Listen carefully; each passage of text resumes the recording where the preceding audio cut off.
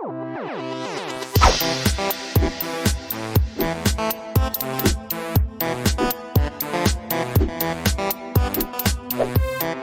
everybody, welcome to another Quick Save Review with me, RC. If you haven't seen it before, a Quick Save Review is basically a Let's Play mixed with a review for a game that I'm currently playing, and I'm currently playing Moon Quest. Now, Moon Quest seems to be a game that's going for the Terraria vibe, if you guys remember that game. It's a game, that's as you can see, a 2D platformer where you can jump, move around, climb ladders, fight enemies when they're on screen. We'll find some in just a second here. And you could build stuff too, which we will also get to in just a second here. So my initial impressions of this game, I was really attracted to the look of it. However, upon playing it, I played it for, if I had to guess, maybe about an hour and a half now. And I have restarted this game. This is actually my third character. Now, reason being is because I haven't been able to really read this game all that well, if that makes sense. By that I mean, what I saw with this game is not exactly what I thought I was getting. And we'll get into that as we play here. So let's basically, what you're doing in this game is you're looking for moonstones, and you're looking for these weird looking, snail looking guys to let you know where the moonstones are. So this guy is actually letting you know, that, well, at least he let me know previously. Here we go. The entrance to the cathedral is beneath the altar. Head to the volcano and you'll find a moonstone there. So he's letting you know that there's a moonstone below a volcano. Now, the reason why I restarted this game a few times is because I wasn't quite piecing together how this game worked, what the gameplay loop was. And now it's starting to sort of open up and make sense here. You need to commit a lot of time to this game, really, to kind of get the feel for it. So if you... For example, we're gonna go ahead and warp here real quick. Let's hit this signpost, and this is gonna warp us over to the Rise, Moonward Rise. And then what we can do is, we just destroyed that little pony dog thing. You can see anytime you click on one of those save points there, you're gonna see that this is your map. Now, this stuff is really weird. It's really weird the way it's set up. It's very unconventional. But you can see the places we visited, you can see the places we haven't visited. Anywhere that is undiscovered area, obviously, is a place we haven't been. Anywhere that is currently lit up is a place we've been. And you can actually quick travel there, too, by hitting enter, which is kind of nice. But yeah, like I said, for a good little bit, at least with my first two characters, the game just, wasn't making sense to me as far as, how the progression works, right? So... Let's move on here and see if we can make more sense of it. I know we need to find moonstones at this point, and actually this being my third character is the first time I've actually been able to find one of these snail characters that you see up here to actually tell me where one of the moonstones is, So at this point you'd want to go and try to find the volcano and all that stuff to find that moonstone. But we're going to open up this chest. What do we get? Looks like we got rags of snow. We're currently wearing solid green clothes, so basically what we have found... is some new armor. And what I like about this game is that when you find new armor, your character does reflect that new armor. So for example, you put that one on, you go out, you can see he's wearing the green. You take this one, excuse me, and put on the rags of snow, and now he's wearing that one. Now, I don't know how helpful the armor is. It doesn't really have any points on it or anything like that. This one says it's durable. The rags of snow does not say anything about that, so I don't really know. The game also features crafting, in case you're into that, if you want to craft tables or weapons or anything like that. Personally, I haven't found a huge use for crafting yet, but of course, I'm still trying to figure out the gameplay loop here, so you guys would understand. Alright, so it says that this signpost will take us to Unknown. Let's go explore unknown, uncharted territories. We are now in the Burning Pyre. And it looks like there are enemies everywhere here. So we're just going to take them out with our hammer here. Or they're going to take me out. Now, when you die, because right now I'm playing as the yellow guy, the lemon, basically he's immortal. This guy, he can die a million times and you can keep spawning him back in and keep on fighting. Which I would suggest doing for your first playthrough, because you're going to need the immortal character to kind of figure out how this game works. And then later on, you can pick from the other characters to sort of challenge yourself, which I think is a good option and a good way to go. Okay, so we have a cane, which I'm not even sure we want. And I have some thread. Thread is going to be used, obviously, for crafting and such, so that's cool. So that's the cane. And it actually had some attributes, which is jump lower and slow down. So it's sturdy and useless, as it says. This is one of the cooler weapons I've picked up in the game. It's like this, I don't know, what is it actually called? The Curial. It's used for melee and mining, which is kind of cool. But it's weak. But it is a really cool looking tool. I picked up this hammer just in my last little bit of playing this, which the hammer has been great. But as you can see, everything has a durability. You actually start out with the shovel, which does mining and all that stuff. But it is just about toast, so we're going to have to find something new to replace that soon, I'm sure. Alright, so here we are, the Burning Pyre. Let's go explore. So at this point, you can use your shovel and try to dig through... Oh my god, where'd this guy come from? So, yeah, you want to try to dig through and get down to... Oh my god, these guys just keep appearing. Oh my god. Switch to the hammer. You want to try to dig down and search for things to find. You know, whether they be moonstones or whether they actually be useful items like armor and weapons and stuff. One of the interesting things about this game is that when you are mining and you're trying to get through stuff, you need to actually aim... Where your mouse is aiming is actually where you're trying to hit. So I actually spent a good portion of the time playing this game trying to figure out like why I wasn't hitting the thing I was trying to hit. And the reason ended up being because I realized that like, oh, it's where your mouse cursor is at. I thought it was just like... You're just swinging it. Whatever your shovel is hitting, that's what you're mining, but that isn't the case. It took me a while to actually figure that out. We are gonna go ahead and keep moving on down here. Okay, so we're at lava.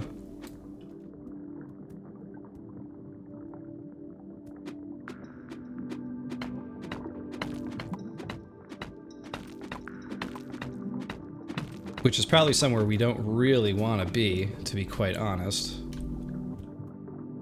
But we may be in one of these situations where we can't quite get out. And this is where the building stuff has actually been most useful for me. Let's see, do we have anything we can build with? We have a blue fish. We have a sharp stone. Let's go back into our inventory here. We have soil. Okay, so let's replace that with the soil. And what you're doing is you're selecting a portion on the screen here to build with the soil. And then you can actually jump on the soil and jump back up, and you can keep using the soil to build your way back up if you need to. And that is really the only reason I've seen to actually build in this game. I haven't seen any other reason to really build anything, but I'm sure those occasions will come up. However, I mean, you can build stuff, you know, other things if you so feel. Like if you want to build yourself a house, you can collect things like bricks and wooden doors and that kind of stuff, but I just haven't found a reason to do that yet. And again, it might be due to the fact that I've only played about an hour and a half of the game or so, but at the same time, here, we're gonna go ahead and build ourselves a bridge across. This is something I haven't done just yet. Got enough soil to do it. But yeah, I just haven't found a reason to do much crafting, haven't found a reason to do much building besides what I'm doing right now. And I sure as hell have not found a moonstone yet. That is for sure.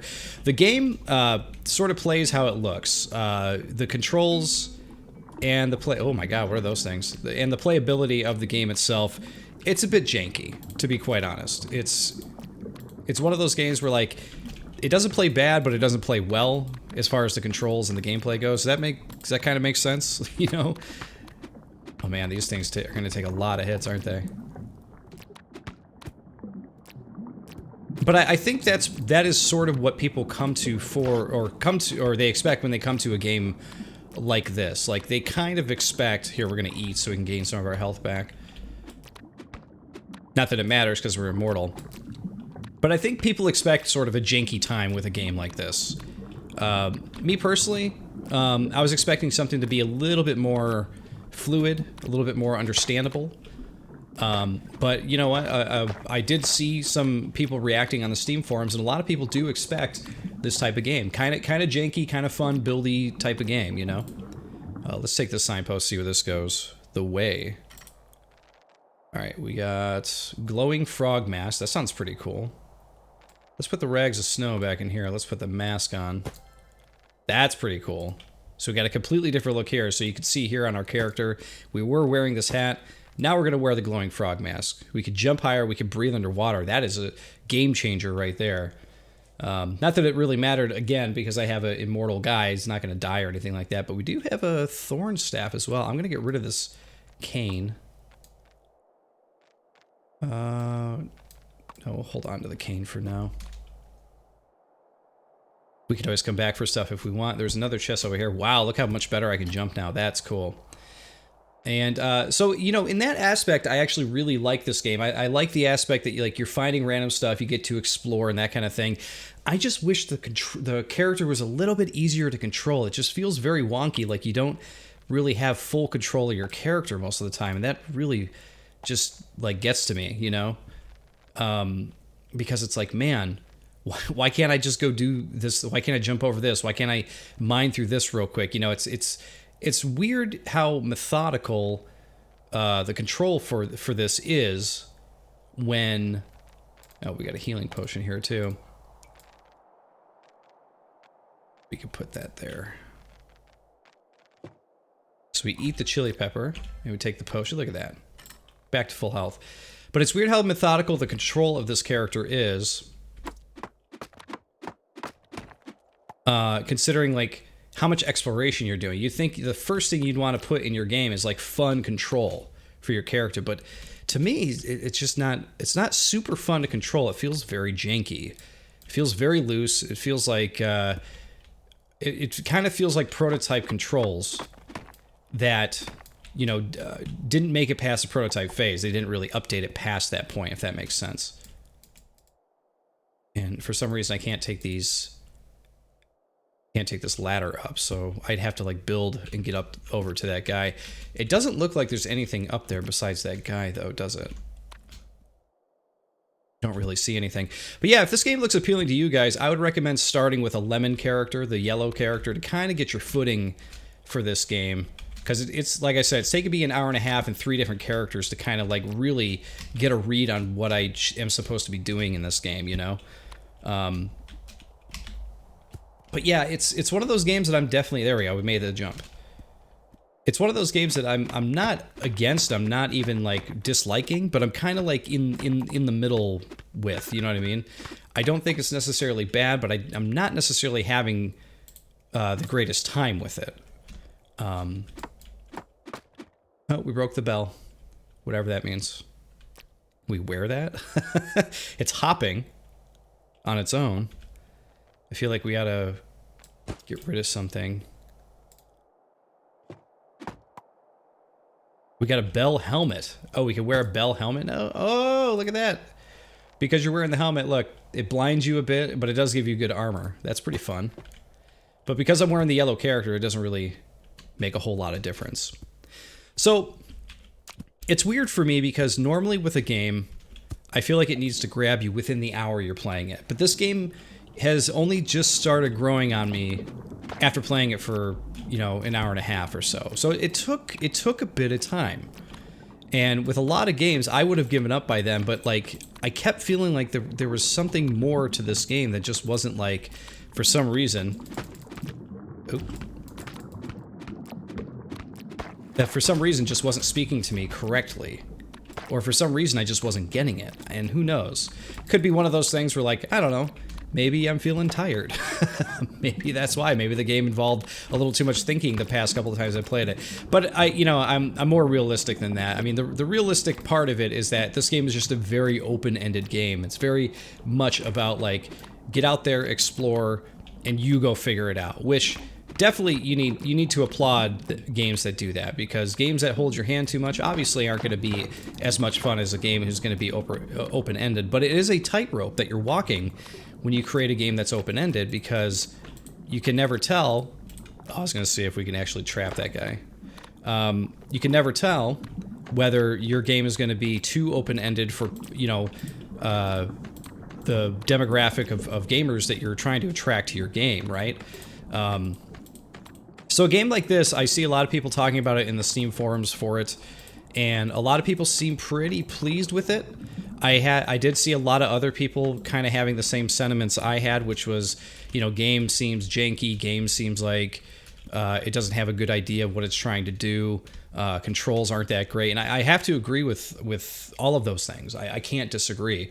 But the game definitely has heart, and it has, like, there's something to it that I can't quite put my finger on, that had me coming back a few times to see what exactly made it tick. You know what I mean? And it's sort of kind of growing on me the more I play it. So this is the kind of thing I would pass out to anybody who's interested in this game, is that expect to put in, you know, probably a good, you know, a couple hours at least before, you know, it starts making sense and it starts growing on you. Don't start with a hard character right off the bat. Start with an easy character, feel out the game, and then jump to some of the other hard characters, or rather harder to play characters. We'll say more challenging characters to play. Let's see. We were in the Moonward Rise. We never did find the cathedral, did we? Let's fast travel over back to the Forest of Trees here. And let's go see if we can find something else. Because it looks like everything else is gonna... See, there's an undiscovered area here where it says the way is. Oh, we actually need an obelisk to travel back to the way. I forgot about that. Okay. Well, we could walk back over there, but there was an undiscovered area there. How did we not see that?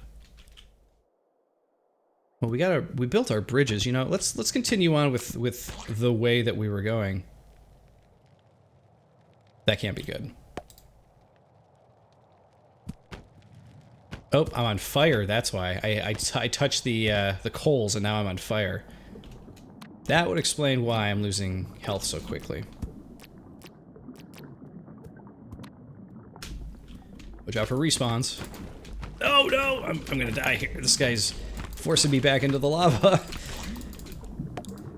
So this is some of the janky gameplay I was talking about here. Like, you know what you're trying to do, but you can't really accomplish it because of how silly the controls feel. Which is unfortunate. Alright, camera, come on, reset. Reset back to it where I can actually see. Ah, those guys are trapped under there. Sucks to be you.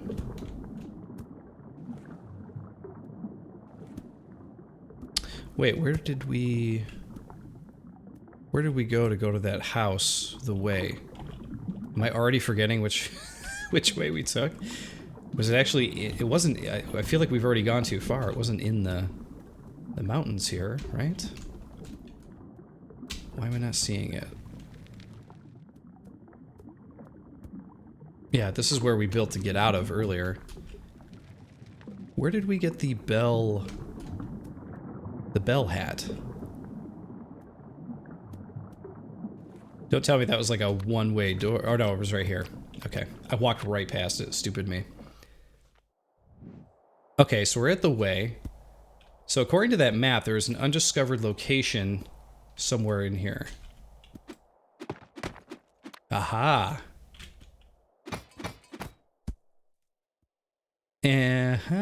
So the question is, what do we find? So this is the aspect of the game I like. I really like the exploration stuff. I like the trying to figure out where stuff is thing. You know, I like all that stuff in this game. Look at this weird gesture picture up here. But like I said, I feel like the interactions for combat and movement and stuff like that just, I don't know. They don't really speak to me all that much. But I think that is going to be part of the charm for some people. We got another door that takes you somewhere unknown. Oh, it's a library.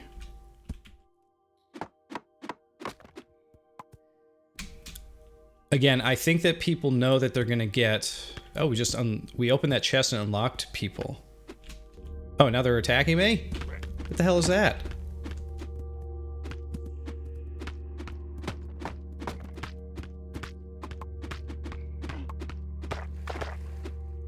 But that will be the allure for some people. I think that they expect janky controls because that's something they're used to from other games that are in this same genre. You know, the buildy type games.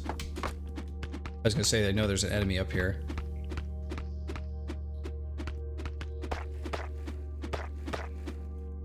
What is gonna be in this library? That is the question.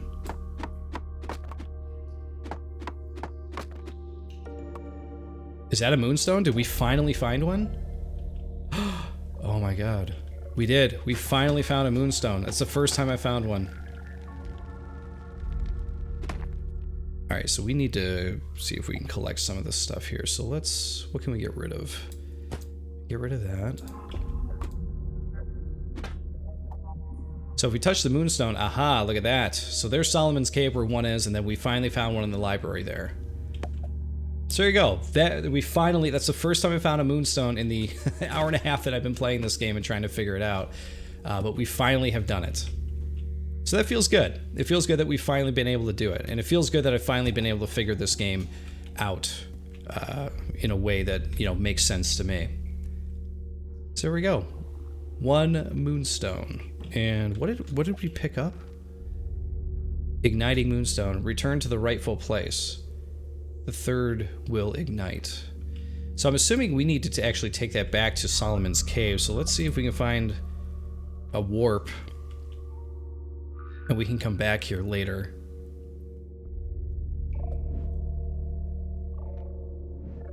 Okay, we're back to the way.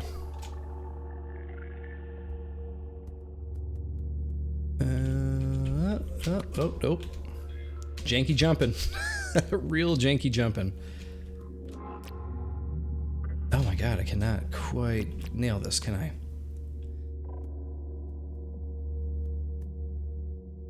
Oh my god. Oh, there we go, finally. Whew. I want to take this back to Solomon's Cave to see if this is actually where we need to take it. What is that? Some kind of lobster monster thing? Those are new. Those weren't here before. Alright, we're gonna keep on trucking here. Don't land in the fire. Up, up, up. There we go. Hit that thing. And we'll quick travel back to Solomon's Cave. So here we are. And apparently I am stuck.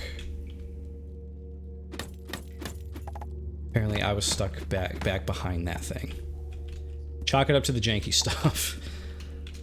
Okay, so we talked to Solomon here. Your quest is not over yet. Yeah, I'm aware of that. But can I turn in the moonstone? Or do I have to leave it here, or how does this work? There we go. We placed the moonstone in where it needs to go. And we're one down. Two more to go, it would seem. So there you go, guys. We accomplished 1/3 of our mission so far. And feels pretty good. But yeah, I think that underneath the weird jank and control of this game lies a pretty fun game. What we're going to do is we're actually going to go ahead and quit to menu here, because I want to show you guys the characters that are available to you. So at the very beginning, you could choose from a human or a lemon, or any of the other characters. We'll touch on them in just a second. But the lemon is the character I recommend you start with, because he's immortal, he resists poison, and he's easy. I don't know what easy means in comparison to the other characters, but I started 2 characters with the Moon Man, just because he resists poison and he glows. I thought he was a cool looking character. I said, okay, we'll make a couple Moon Men, but you could also pick an amphibian who breathes underwater. You could pick Agnorox, or I'm sorry, Agnorox. I don't even know where I got that. Argonox. You could pick a Spartan who looks pretty cool. You could pick a Meteor, who's new. We unlocked Meteor for finding that moonstone that we just got. So that is a brand new character that we didn't have available before. It says he's Hellfire, harmed by cold, inactive obelisk, hostile guards. Forged in fire, and he just wants to be friends. There's Williams Shakespeare looking guy, and then there's a Wolfman, or not a Wolfman, but a werewolf, and he was unlocked in a previous thing that I was playing. I'm not sure how. I don't remember exactly how, but I unlocked him as well. But there's all kinds of different ones you can unlock here too. It says here for Gamdelf, if you use a staff, which we did have a staff, we're gonna have to use that. You can unlock Gamdelf. You have to rescue the Heart of the Hive to unlock the Elemental. There's a guy named Carl, Gene, Crusader, Outlaw, and Hunter. So you actually have a lot of different classes you could play with if you wanted to play this game with harder stipulations or different stipulations. If you had a character who could breathe underwater, but, someone who's right here, more susceptible to cold, but he resists fire or something like that. That's the kind of stuff they're going to offer here. But yeah, guys, that's Moon Quest. I think that's a really good look at this without completely spoiling everything that's in the game. Again, it's a game that I like the exploration aspects of it. The control of it is a bit wonky and strange. I don't really understand why there's a lot of crafting in this, really. Like, the crafting system doesn't seem to be pushed at you very hard. And neither do many of the other things in this game. A lot of this game is about discovery. It doesn't seem like there's a lot in this game that's going to teach you how to do it or why you're doing it. You just need to kind of figure it out on your own. Or if you seem, forum savvy, jump on the Steam forums, and I'm sure there's people there talking about it to explain these things. But, I knock points off on a game for not containing that stuff within the game. You shouldn't have to go searching for it to figure out just how to play a game or how to figure out different things that are already built into the game, if that makes sense. So like a little bit of a tutorial on the crafting and that kind of stuff would be really good, or as to why you would craft in the first place instead of just going to look for equipment, which is the way I've been playing. Stuff like that would be really helpful. But like I said, guys, Moon Quest, I'm kind of like this with it. I think that it's a pretty cool game with a lot of effort put in. It feels like it needs just a little nudge in certain ways for it to be really, really cool. And one of them is really important, like control. Control is a big, important aspect of games for me, at least. But guys, I want to thank you for watching. And of course, I'll see you all next time.